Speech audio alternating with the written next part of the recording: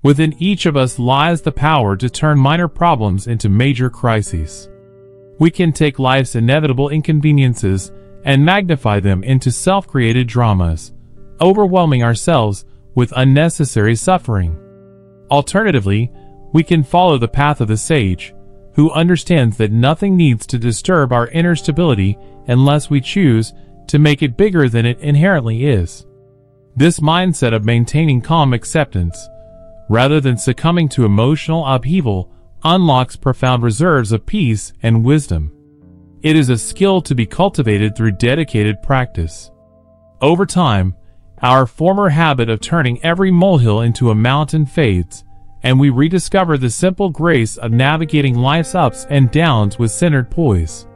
So, question your inclination to let minor disturbances unsettle you. Embrace the serenity that comes from mastering this practice. Chapter 1. Question your inability to endure.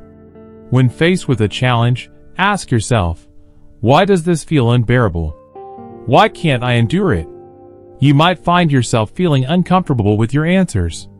Marcus Aurelius encourages us to scrutinize these feelings.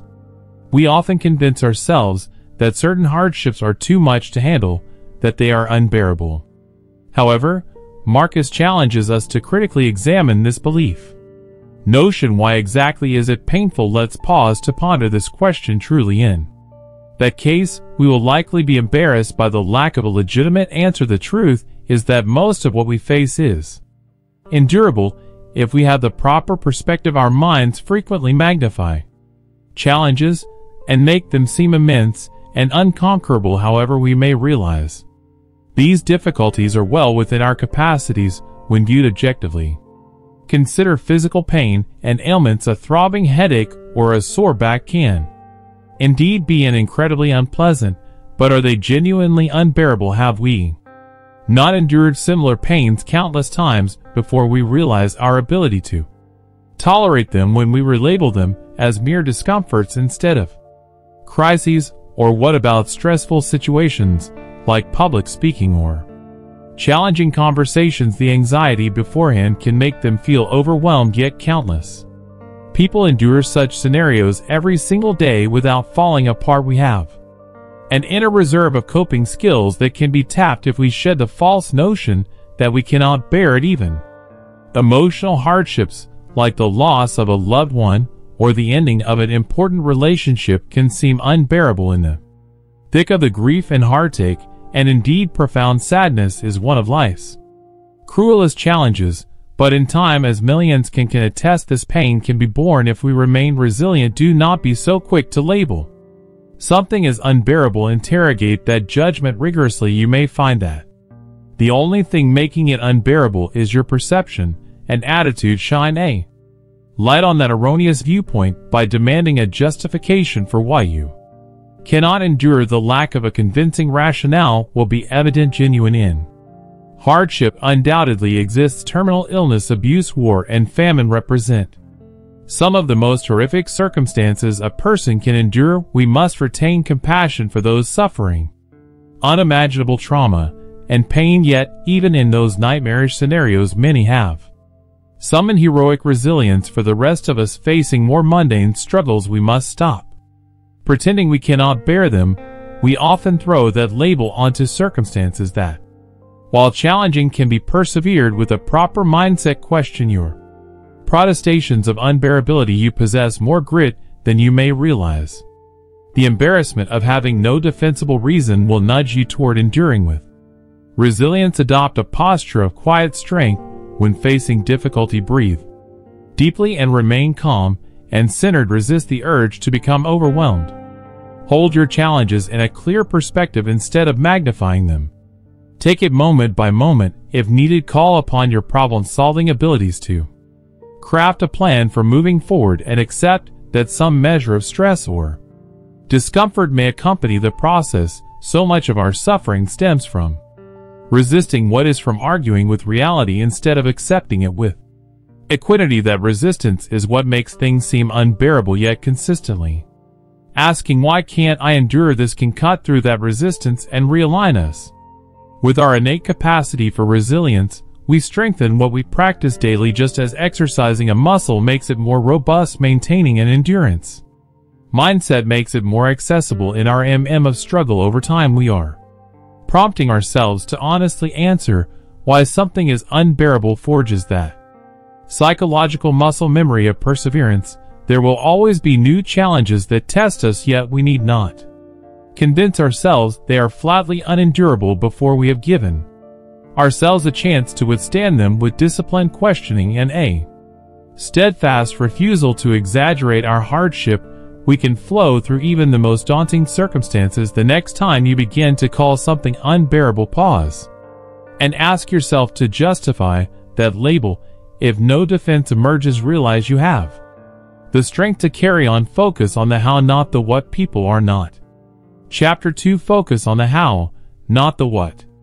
Disturbed by things, but by the views they take of them. Epic teaches our suffering often arises is not from the event or situation, but from the perspective we adopt. The difficulty we face is not inherently disturbing. Our view of it troubles us. When adversity strikes, we frequently let our thoughts run rampant with catastrophizing and negative storytelling about the circumstance. We view it through a distorted lens of anxiety, anger, and fear. However, the objective facts of the situation are just that, facts. It is our interpretation that creates uneasiness within us. Imagine being stuck in a terrible traffic jam. For one person, this may generate panic about being late and missing an important event. The visions of total disaster they see in their heads play out in their minds, getting fired from their job, ruining everything for another person in the same traffic. It is a chance to listen to an audiobook or podcast and practice patience. The situation is the same, but the views taken make all the difference. In the experienced disturbance, this plays out in countless areas of life. Spilling a drink at a restaurant is just a minor accident, but we may get furious about it, making a big scene and disturbing our inner peace, or we can laugh it off and ask for some napkins, refusing to let it ruin our meal. Neither view changes the facts. We spill a drink, however, one perspective leads to upset, while the other allows us to move on undisturbed. The thing itself did not disturb us, only our volatile thoughts. A job termination or promotion denial is certainly disappointing and frustrating, but is it genuinely catastrophic? With one view, it becomes the world's end, agonizing over the loss for months and filling ourselves with bitterness. From another perspective, it is a professional setback, to be sure, but also an opportunity to reassess, refocus, and pursue an even better path. Neither viewpoint alters the facts. One keeps us inwardly untroubled, while the other traps us in suffering. We cannot always control what happens to us, but we can regulate how we see it. Things are never as bad as our frantic minds may make them out to be in the heat of the moment. Pause, breathe, and adopt a more rational perspective. The thing itself doesn't have to disturb you, only the view you take of it can. Consciously choose a wiser outlook by maintaining objectivity about the bare facts and circumstances. We remove the basis for inner disturbance. Our thoughts are the trustworthy source of suffering, not externals. Worry does not prepare us for anything, it merely depletes our peace of mind. In vain anger cannot change the past, it only robs us of joy in the present. Applying prudent reason to our perspective shields us from being tossed about by these draining mental states. Do not be enslaved by a negative mindset. Shift your view, and the thing itself need not be a source of torment. No matter how bad a situation may seem, we always have the power to view it through a lens of wisdom, courage, and self-restraint instead of fear. This is not to deny brutal realities, but to protect our core happiness from being held hostage to circumstances beyond our control. A severe illness is undoubtedly highly challenging. However, one perspective treats it as a death sentence and a reason to become despondent. Another wise outlook sees it as an obstacle to overcome with fortitude, or an impetus to appreciate each day more vibrantly. The situation remains the same. Our view alone separates suffering from equanimity. The next time something distressing occurs, do not just lament it. Pause to reflect on the perspective you are taking toward it. Is it a viewpoint that will disturb your peace needlessly, Or is it a mindset that will help you endure with grace and equilibrium? You always have this choice over your inner orientation. One disturbs the other doesn't, despite the facts being equal. Stand guard over your views, and do not let wayward thoughts create suffering.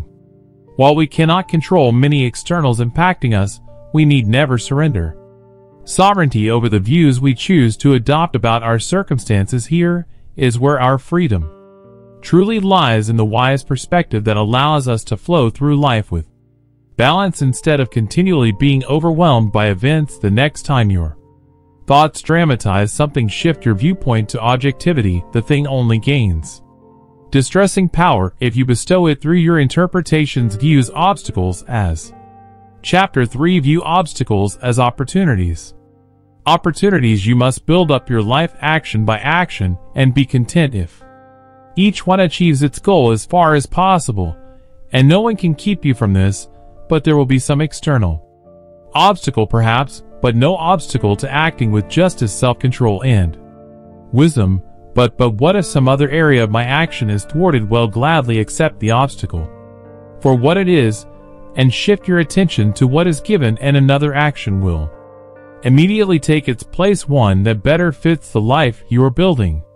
Marcus Aurelius. Life is constructed action by action, choice by choice. Our aim should be to act with virtues like justice, temperance, and practical wisdom in each situation, as best we can. No external force can stop you from embodying these qualities, no matter the obstacles encountered. Inevitably, roadblocks will thwart your desired course of action in other areas of life. A job gets lost, a deal falls through, and a plan is derailed. These are mere externals, temporary circumstances outside your control. How you respond to such obstacles is what truly matters, and what is entirely within your power. Rather than despairing, you must gladly accept and embrace the obstacle. Do not fight or rail against it, as that wastes energy and causes needless suffering. Calmly take stock of the new situation you face and the opportunities it presents. Then redirect your efforts toward a new action that aligns with the life you are building through your chosen virtues. There is no need to agonize over detours. An obstacle obstructing one path does not negate your ability to act rightly through another path. Adapt and flow like water around the obstruction by handling it with grace and wisdom instead of struggling against it. You alchemize the obstacle into a catalyst for the following right action on your revised journey. With this malleable mindset, you lighten the burden. You need not be bothered by external circumstances you cannot control. You always maintain the power to reorient yourself toward ethical choices that move your life journey forward, one action at a time. Embrace each obstacle as simply redirection toward your next growth opportunity. Consider an entrepreneur whose new business venture fails to take off as hoped. She could lament her lousy luck and despair over the closed path, or she could accept the setback, maintain her composure, and look for the new path revealed. The skills she developed may have led to a different entrepreneurial idea. Perhaps an investor she met along the way opens another door. The initial plan was thwarted, but she identified her following the right action by steadily readjusting. Meanwhile, she cultivated persistence and resilience, two virtues that shaped her character. Or take a case where someone gets unexpectedly laid off from their job. A knee-jerk reaction of anger and feeling victimized is understandable, but those responses are wasted seeds that breed only more resentment. A wiser course is to take stock of the new circumstances, rationally use the transition as an opportunity to reevaluate priorities. Is a career change to better align with one's core values and aims? Could this lead to starting a new business or going back to school? Yes, adversity struck for reasons beyond their control. However, within their control is the power to embrace it as an obstacle that presents unforeseen openings when met with a malleable opportunity mindset. This principle of using obstacles as inflection points extends to all areas of life. In our relationships, we cannot control if a close friend or partner decides to part ways, but we can control how gracefully We accept their decision, and what we do next we cling angrily to what was or adapt by stewarding the relationship to a different mature form while opening ourselves to new connections. The former breeds resentment, and the latter cultivates understanding. With our health, we cannot control being struck by an illness or injury, but we can control whether we view it as a reason to become despondent or as a prod to tap into our resilience and explore new therapeutic remedies. The impediment itself did not defeat us, only our insistence on raging against it instead of evolving with it would do so. Even in our creative pursuits and intellectual growth, obstacles are pivot points for new pathways to emerge. A writer struggling with a specific book concept could bash themselves over it endlessly or shift to a fresh idea that flows more naturally. A student stymied by one academic subject could embrace it as an opportunity to discover for a different calling for which they are more naturally suited. The obstacle makes our path nonlinear, but we must continue the overarching progress. It is essential to acknowledge that obstacles can be painful and challenging. Humans experience emotional weight when facing significant life disruptions, and it's necessary to process these emotions. Wise people do not suppress their human experience or excessively dwell on negative feelings that do not lead to positive outcomes. Instead, they allow themselves to feel their emotions and move forward when possible, adjusting their intentions and actions to adapt to the new circumstances. There will always be setbacks, delays, unforeseen twists, and derailments on our life paths. These are inevitabilities we cannot escape. We can control whether we view them as catastrophes that stop us in our tracks, or as rerouting obstacles that alter the journey's trajectory, not its essential destination of leading a life of virtue and wisdom. With a malleable mindset, we do not cling so tightly to any path or plan immune to the fickleness of outside events. We remain flexibly committed to living by our core principles, allowing our plans to adapt while our virtuous aims remain steadfast. When embraced with this open outlook, even the most imposing obstacle redirects toward our next growth possibility instead of a stopping point. When your intentions are righteous and your heart is steadily anchored in wisdom, the obstacle becomes the path. You need only maintain your ethical composure, accept the new terrain, and identify the following virtuous action amid the altered landscape. With each graceful shift like this, you continually reinforce the philosophy and character that composed every prior step, strengthening your core while flowing like water around any obstructions. Imagine a journey being navigated along a winding path through the mountains. One could follow the path unquestioningly, assuming nothing will ever block their way. The first fallen tree or rock slide obstructing the path could feel devastating, like an impassable barrier. But what if we viewed the path itself differently from the outset? What if we saw it as a foggy trail that would undoubtedly encounter obstacles that require regular course adjustments? Then each obstruction becomes an expected rerouting instead of a catastrophic event. We pack our bags, anticipating needing to scale rocks, forge new paths, double back, and find creative detours. The obstacles are embraced as part of the inherent journey, instead of deviations from an improbable obstacle-free path. This is the stance we must take toward our own life's journey. We only need some answers, or a perfectly mapped route charted from start to finish. We aim to act following our foundational vert and wisdom, with each step adjusting fluidly as obstacles reveal themselves. Neither attached to nor deterred by any single circumstance, our stability is rooted in the integrity of our ethical way of living and being, not the externals that bend our specific path from one moment to the next. In this light, obstacles are not burdens to lament, but inevitable features to leverage as walking sticks that help blaze new trails. By embracing them as redirection opportunities, we continually reaffirm our intention to keep moving forward with one mindful action after the next. While the itinerary may change, our virtuous heading remains true. Our core purpose is to walk the trail with wisdom and grace, a purpose that no obstacle However imposing, can ultimately obstruct if we commit to continual realignment. Instead of futile resistance, don't suffer imaginary. Chapter 4. Don't suffer imaginary pains.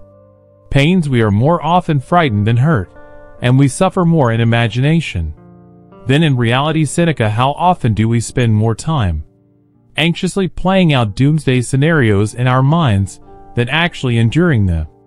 Reality. We fear our thoughts can take us on a journey through hypothetical hells, torturing us with visions of worst-case futures that may never come to pass. The truth is that we tend to be frightened more frequently than we are genuinely harmed or hurt. The threats and pains that seem so large and looming in the imagination rarely fully materialize in their dreaded form, and yet we spend extraordinary amounts of energy suffering over these imagined realities before they even occur. This tendency is an excellent source of unnecessary suffering. We borrow misery from tomorrow, feeling panic and distress in the present over mere possibilities and vague forebodings. Our mental movies of catastrophic futures exhaust us far more than the situations we actually face. Be wakeful to this pattern of suffering more in imagination than reality. When you find your mind catastrophizing, playing the what-if game down darkened mental alleys, pause, separate what has happened from what you've merely conceived. The reality you confront is usually far less monstrous than your constructed fears. There will always be genuine pains to experience in life. Why exponentially increase your suffering by indulging imaginary ones? Problems are resolved far more quickly when met with a calm mind than one addled by terrifying fantasy. Face circumstances as they are, not as your frightened imagination has depicted them. Most monsters remain confined to the mind's dark corners. Take the example of public speaking, one of the most common anxiety-inducing experiences people dread. In the lead-up, we torture ourselves imagining every possible humiliation, freezing up, completely uncontrollable, shaking for getting every word, making a fool of ourselves in front of everyone. Yet when the event happens, was it ever as traumatic as we envisioned? Did we not overcome its flaws and all and move on unscathed? The reality rarely measures up to the self-induced terror show we put ourselves through ahead of time, and all that needless suffering was for naught. Or consider everyday personal worries about health scares, financial stresses, interpersonal conflicts, or countless other sources of anxiety. We get trapped in rabbit holes of catastrophizing about worst-case scenarios like job losses, tragic diagnoses, permanent rifts, and more. But what happens in reality? Sometimes significant difficulties occur, to be sure, more often though the world continues turning, and the situations lack the earth-shattering dimensions. Our fixation on them led us to believe our feverish anticipation painted things in doomsday hues, only for reality to expose our inner turbulence as an overreaction. This is not to diminish the real crises that can erupt in life, the passing of a loved one, enduring a severe illness, getting divorced, going bankrupt. These represent genuine agonies few of us can avoid encountering at some point on the human journey. However, even in such profound trials, we would be wise to resist projecting extraneous imagined pains atop the already heavy reality. When grieving a death, we need not exacerbate our pain by dwelling on intricate plots about all the hypothetical scenarios that will now never unfold. When battling poor health, adding anticipatory fear about permanent invalidity often overstates what doctors confirm as manageable challenges, while feeling the acute emotions of immediate hardship is unavoidable. Layering on abstract future worries rarely improves the situation. At best, it distracts us from being fully present and dealing with reality before us. At worst, it generates bonus suffering atop an already full plate.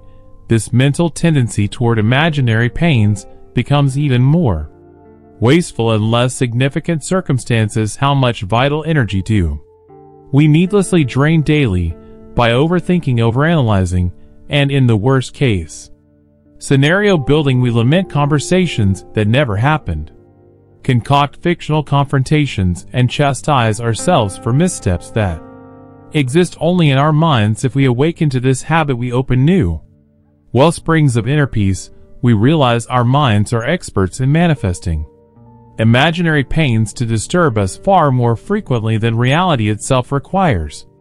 We become conscious of the space between what is actual and the horror movies our brains compulsively generate to torment ourselves. With this awareness, we can intercept cataclysmic thinking patterns before entirely playing out. We can pause and root ourselves back in the present facts, what has genuinely occurred right now.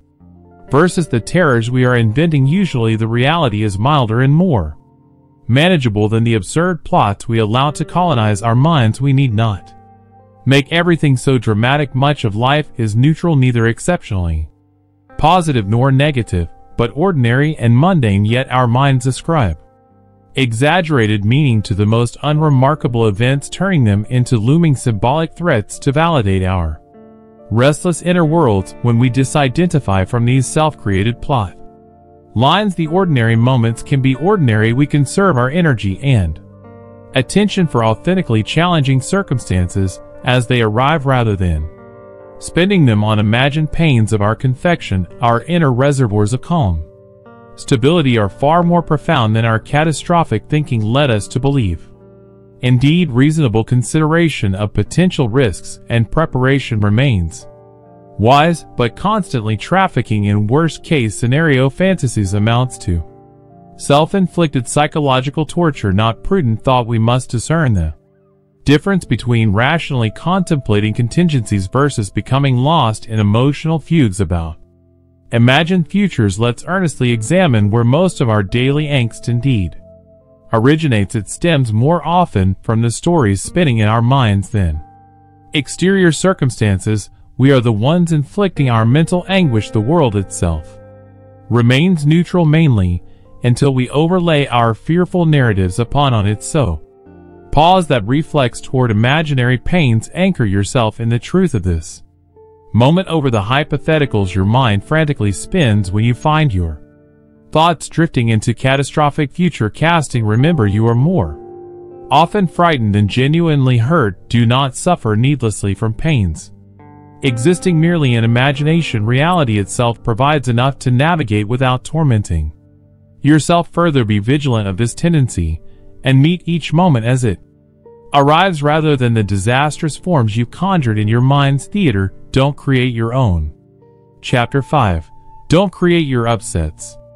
We often amplify minor inconveniences into major upsets, but it's important to remember that you don't have to turn every situation into something distressing.